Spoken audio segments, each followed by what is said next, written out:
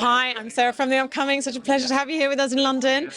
Maybe just by kicking off, you can give us an intro to all of you. What can people expect when they go into this film? We can expect a love story set in 90 minutes. We tell a story over 12 years of two best friends who may be in love but are not meant to be together. Science tells them they're not meant to be together, but they are forever drawn to each other. And it explores that. Tell us about the process. I believe it was sort of 10-year journey, you guys co-writing together. What really ignited your passion for the project, and what was it like bringing it to life? We had this idea and then we made this short film, and the short film is basically what the first 10 minutes of this feature is. And we just kept coming back to this idea of these two best friends walking to the clinic to take the test and finding out that they're not soulmates. But the whole film, we wanted them to be together. So we just kept being like, what's 2 years later? What's 2 years after that? What's 2 years after that? And it just was in our heads forever, and eventually we were like, we have to make this. It was a real labour of love film, so it's very special to us. And where do you see it fitting, I guess, within the sort of rom-com genre? I mean, people are saying, like When Harry Met Sally sort of vibes. People kind of hark back to sort of yesteryear, there being sort of this golden age of rom-coms. It feels like they're coming back with a vengeance in a way. I hope so. I think it fits within the world of When Harry Met Sally, in that it's about best friends, but it's probably a little bit more dramatic as it goes on, but it's certainly funny, but it's probably it's like When Harry Met Sally, it was slightly more serious, maybe. And what about Imogen Poots? Working with her, playing off each other. Why was she the right person to play Laura? Imogen Poots is, if you've seen her in anything, you know she's an incredible actor, but when we met, I knew that the film is completely dependent on us, on what is between us, on the gap between us, the chemistry, the whole film is about what is the bit between the other actor and me. And we met with lots of people, and I had a Zoom with Imogen, and within 5 minutes I was like, I feel like I've known you forever. Which is what these characters have. They've known each other since uni, and within 5 minutes I was like, oh, it's you, 100% it's you.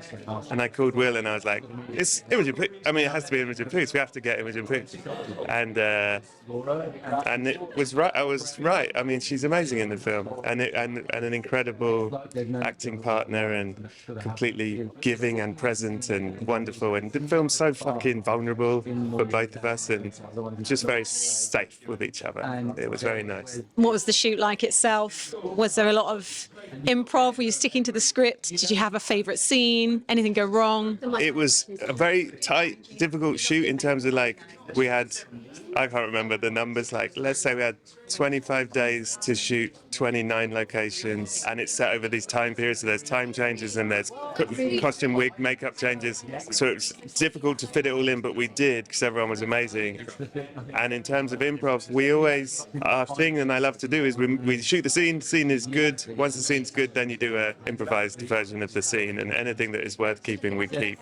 And there's certainly moments in the film, there's a kind of montage section that I think is made up of captured moments, and it was fucking great. It was a very special thing to do, and I'm very proud of it. And in terms of the takeaways, I mean, I feel like there's been a few sort of, we do sort of keep coming back to this idea of, the sci-fi of in the future we'll be able to sort of say who our soulmate is. And is it somehow playing on the anxieties we have right now? And perhaps we are yearning for love and connection, and it seems to be getting more difficult, even though technology should be making it easier. I mean, technology should be making it easier. I don't think technology is making anything easier.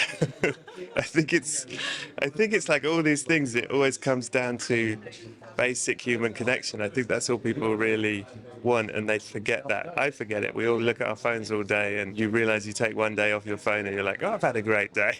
Oh, I feel alive, And I certainly think with all the dating apps and everything, it's insane. You're just looking at pictures. Nothing's real. It's very easy to treat it like a computer game. And when you know is that thing that people say. When you really connect with someone, And it's everything's always much simpler than we would have ourselves believe. So do you think ultimately the film is optimistic in that way? Yeah, I think that if we've done our job right, I think you will leave the film having a discussion about, I think what's been really nice, people who have seen it and have been really affected by it, is I think everyone has a relationship like the relationship in the film. They have their special friend who they were always maybe not with. And I think it will leave you asking the question, would you take the test? And do I think it's optimistic? I think it's lovely.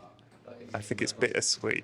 And finally, what does it mean to you to have the film here at London Film Festival? I mean, listen, my mum and dad used to bring me to the London Film Festival when I was little, and they're coming tonight. So this is very, very, very big deal for me. And I loved, I've always loved films. And as a teenager, I'd come to the film festival. I loved it. So to have a film at the London Film Festival is massive. Very, very cool. Well, congratulations, and really enjoy this moment. Thanks so much. Thanks for your time.